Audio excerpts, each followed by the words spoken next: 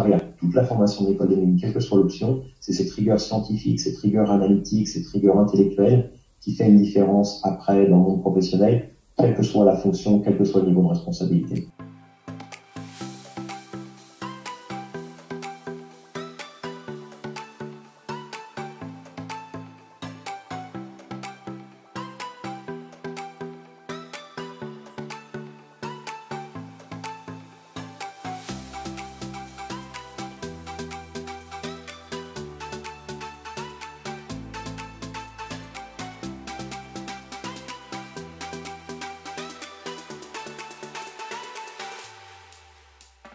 Je me souviens quand je suis rentré à l'école des mines en 94, à l'époque, M. Albert Maton était directeur des études.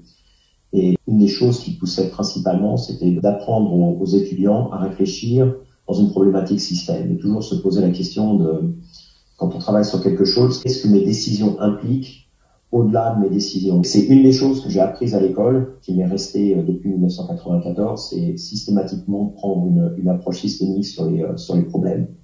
L'autre, qui sera sans doute pas très surprenante, c'est simplement la rigueur intellectuelle, la rigueur analytique, la rigueur scientifique de ce qu'on apprend à l'école des mines. L'habilité à approcher un problème, à le décomposer d'une façon extrêmement structurée, quelles informations aller chercher pour le résoudre, et comment finalement reconstruire ce problème après l'avoir décomposé pour arriver à une solution.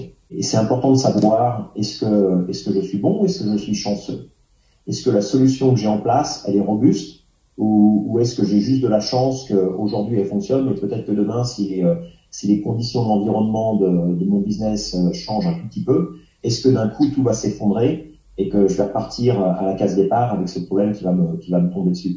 Que je sois confronté à un problème industriel, un problème technique, un problème financier, à travers toute la formation de l'école des mines, quelle que soit l'option, c'est cette rigueur scientifique, cette rigueur analytique, cette rigueur intellectuelle qui fait une différence après dans le monde professionnel, quelle que soit la fonction, quel que soit le niveau de responsabilité. Ce que j'avais beaucoup aimé à l'école des mines, c'est la taille humaine de la promo. Donc au final, on connaît pratiquement tous les autres étudiants de l'école, que ce soit dans sa promo ou même les promos qui sont juste avant ou juste après. Donc très très vite, on se retrouve à avoir un réseau de connaissances qui reste en fait après l'école. Moi, je sais qu'aujourd'hui, j'ai toujours des contacts avec à peu près une dizaine d'étudiants à l'école des mines avec qui je suis devenu très ami pendant les 2 années où j'y étais.